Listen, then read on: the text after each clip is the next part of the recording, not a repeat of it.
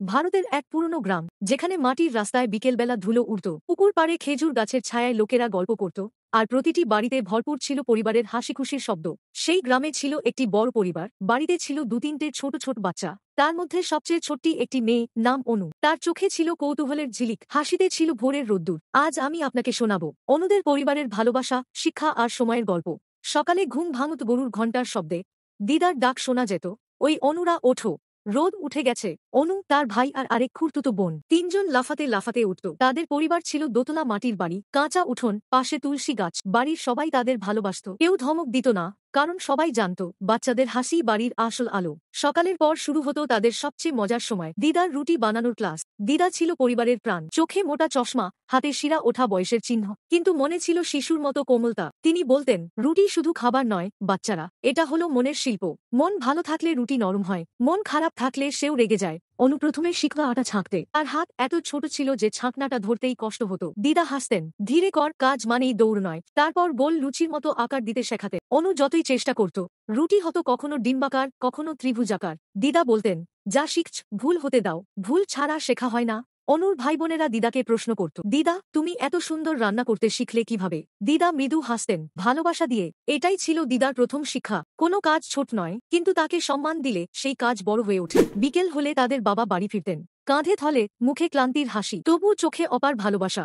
বাবা তিন ভাইবোনকে জড়ো করে বসাতেন, একটা ছোট্ট কাঠের বাক্স বের করতেন, সঞ্চয়ের বাক্স। তিনি বলতেন, আমার বাচ্চারা, টাকা কেবল খরচ করার জন্য নয়, টাকা শেখায় ধৈর্য, শেখায় অপেক্ষা করতে, শেখায় ভবিষ্যৎকে গড়তে। তারপর তিনি তিনজনকে কয়েন দিতেন। অনুমুগ্ধ হয়ে তাকান। বাবা গল্প শোনাতেন, এক কৃষকের গল্প, যে পুরো টাকা খরচ করে দিত আনন্দে, আর খরার বছরে চোখের জল ছাড়া কিছুই থাকত না। অনু বুঝত না, বাবা এতটুকু টাকা জমিয়ে কি হয়? বাবা বলতেন, আজ কম হলে কি হয়েছে, ধীরে ধীরে নদীও তো সমুদ্র হয়। এটা ছিল বাবার শিক্ষা, যে ভবিষ্যতের কথা ভাবে সে কখনো বিপদে পড়ে না। মা ছিলেন বাড়ির হৃদয়, তিনি শেখাতেন ভিন্ন ধরনের শিক্ষা, শৃঙ্খলা, পরিষ্কার পরিচ্ছন্নতা আর ঈশ্বরের প্রতি ভক্তি। প্রতিদিন বিকেলবেলা তিনি অনুদের ডাকতেন, চলো ঘর সাজানো শিখে নাও। অনু আর তার ভাই বোনেরা মাটির বাসন মুছত, বিছানা গুছা, তুলসীর তলায় জল দিত।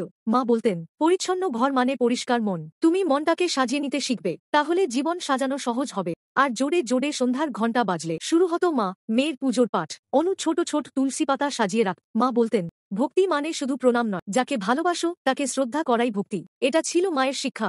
ভালোবাসা শুধু পাওয়ার নয়, ভালোবাসা হলো দেওয়ারও না। এই পরিবারে ঝগড়া ছিল না, হতেও দেওয়া হতো না, কারণ দিদা বলতেন, যেখানে ভালোবাসা থাকে সেখানে অভিমান বেশিক্ষণ থাকে না। অনুদের হাসি ছিল বাড়ির প্রাণ। তারা উঠোনে লাঠি খেলা খেল, রাতে খাটের ওপর বসে মা গল্প শোনাত, বাবা কখনো চুপ করে বসে থাকতেন না, সবার সঙ্গে খেলতেন। এই পরিবারে কেউ ধনী ছিল না, কোনো নতুন জামাজুতোও ছিল না, কিন্তু ছিল অসীম শান্তি, একসাথে থাকার আনন্দ। পুরনো দিনের ভারতীয় ঘরে যেমন ছিল, এক ঘরে অনেকজনের বা, কিন্তু প্রত্যেকেই ছিল একে অপরের সম্পদ। বছর কেটে গেছে, শিশুরা বড় হয়েছে। অনু এখনো মনে রাখে দিদার গোল রুটির গল্প, বাবার সঞ্চয়ের বাক্স আর মায়ের সন্ধ্যার প্রদীপ। সে বুঝেছে সেই সময়গুলো ছিল সোনার মতো, যা বয়স বাড়লেও কখনো পুরনো হয়। কারণ জীবনে সবকিছু ভোলা যায়, কিন্তু পরিবারের ভালোবাসায় শেখার শিক্ষা চিরকাল হৃদয় থেকে যায়। এই ছিল এক পুরনো ভারতীয় পরিবারের সময়ের ভালোবাসার আর শিক্ষার গল্প।